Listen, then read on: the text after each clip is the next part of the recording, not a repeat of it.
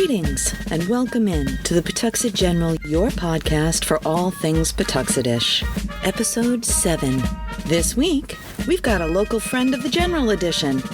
I am your host, Jess. We have a Caprese Salad for our dish, a very festive drink called a FIZZY LIZZY, and our first listener ghost story.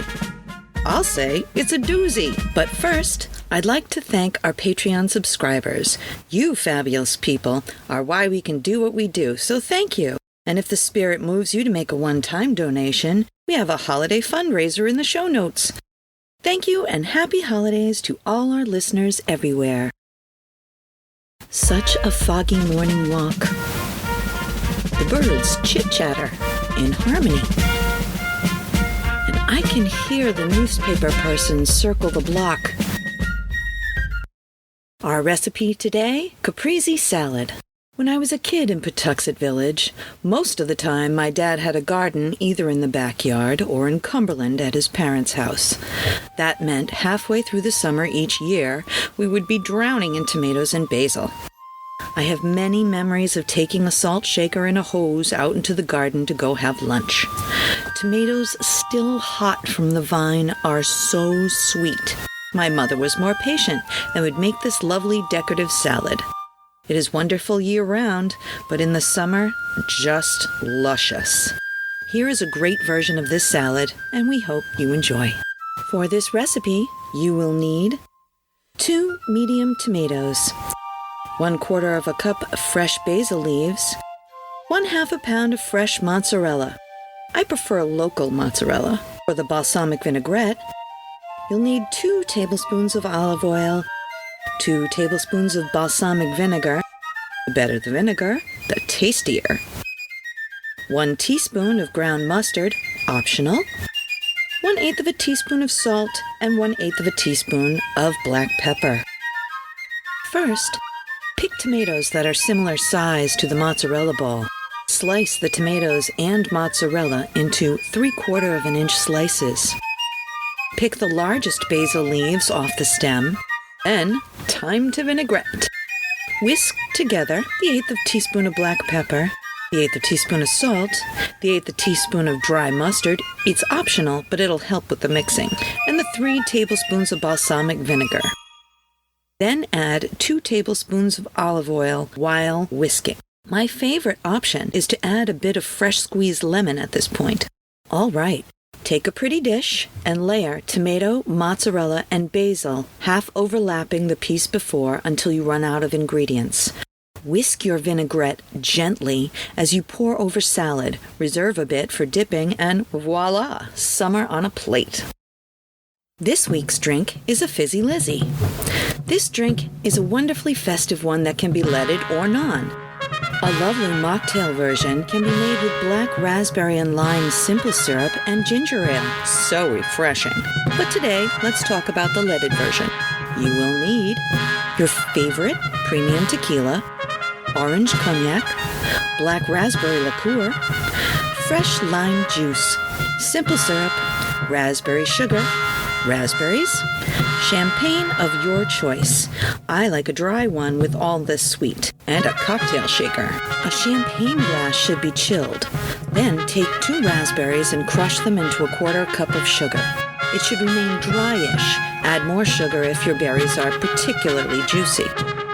Your chilled glass lip will be dipped into the sugar to coat it.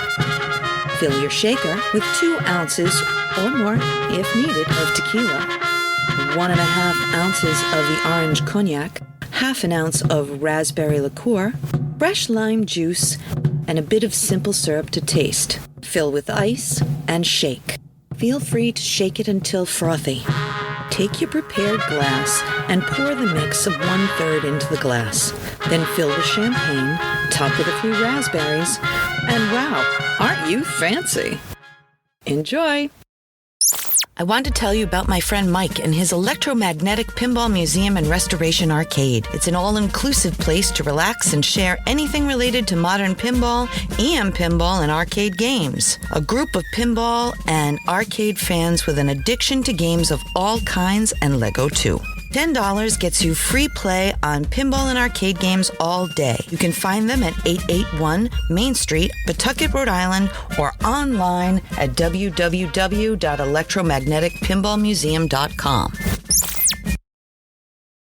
This week's episode of The House on the Corner is our first listener's write-in. The Carter Piano and Amy's Clock. A good friend wrote into the podcast with this chilling local tale that takes place on historic Post Road, just a hop, skip, and a jump away from the Pawtuxet General itself. This family story involves two houses next to each other. I am omitting the address to preserve the family's peace, for they still live in the area and do not wish to be disturbed, as I'm sure you can understand. My friend Elle's mom was 16 years old, let's say the early 1960s. She was the eldest, and so was called upon to babysit her two younger sisters from time to time. It was one of these times that the event happened. She was watching the Dick Van Dyke Show with her sisters on the second floor. Now, the girls' parents had a piano on the first floor, however, no one in the house could play, which made it all the more bizarre for Elle's mom to hear piano music downstairs. She turned down the TV to listen, and there it is. She could actually feel the vibrations through the floor. Now, the doors were locked, and windows on the first floor were always closed and locked at this time of year. As she stood at the top of the stair, she heard it grow louder. Each step more terrifying. She slowly creeps down the stairs as her heart and her ears pound. Louder and louder. Can you imagine her fear as she reached the bottom and it continued? Or at the door when she was sure that it was playing by itself? I could not have borne it, I think. Who can fault her for not opening it? Smart people who run live to tell the tale, and so did she, to her parents when they arrived home, at which they shared a knowing glance and dismissed the event. Now the girl knew two things from this. It must not have been the first time, and what she heard was real. Over time, the family became used to strange events, naming the ghost Twiffy, which brings us to the next door house. Years before, it was owned by a lady once a teacher. As she aged, she may have had some difficulties. For on more than one occasion, neighbors would see fire in the house and call the fire department. After one such incident, she was moved to an assisted living arrangement and passed soon after. She was well respected in Pawtuxet. Time passes and new owners are having work done before they move in. They are away while the work is being done, so the contractors were on their own. One of these days, a man goes up by himself to work in one of the bedrooms, only to run back down a minute later, saying to the head contractor, "Hey, I thought we were supposed to be alone here. There's an old lady upstairs in the bed." They run back upstairs to find the bed messed up and a depression of a person on one side. After construction ends and the family returns, things seem quiet.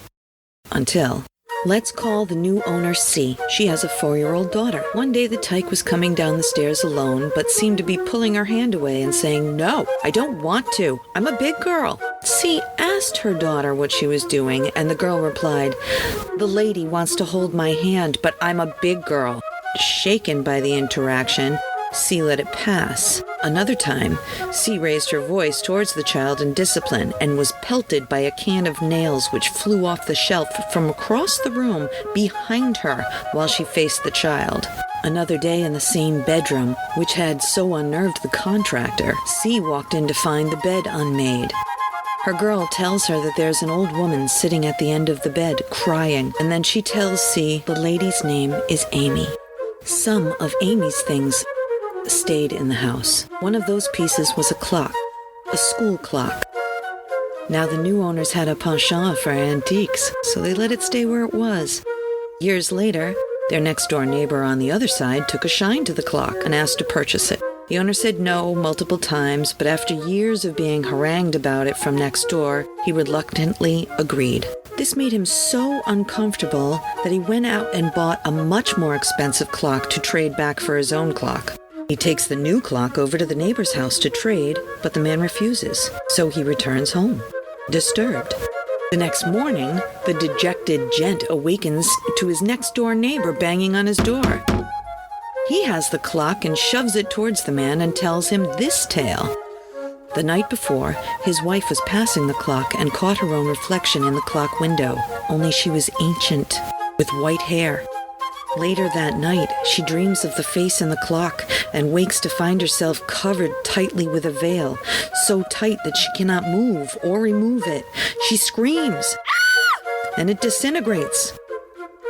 Years later, Elle and our good friend Steve were walking past Amy's house in the middle of the night. They were in another state, and her own dad was looking in on the place. This was completely locked up for the season. Sure enough, as clear as day, they both heard the TV on the second floor and saw the light of it through the window. Further checks on the next day indicated no one had been there. Note to self: don't move Amy's clock. We want to thank you, as always, for joining us here at the Pawtuxet General this week, and would like to invite you to our holiday special coming up next. A gift for you from all of us here at the PG. We will feature my homemade scones, a very merry wassail recipe, and a reading of A Christmas Carol as our ghost story. Please join us. And if the spirit moves you, you can make a one-time gift to the PG. Just see the link in the show notes. I would like to thank my dear friend Liz, and hope you all enjoy her cocktail. If you have any questions, recipes, or ghost stories you would like to share, we love ghost stories. Just email us. Our address is jess@pawtuxetgeneral.com. I would also like to thank you, and I hope to meet you all back here next time at the Pawtuxet General, a Something for Posterity production. Re-recorded in Pawtuxet.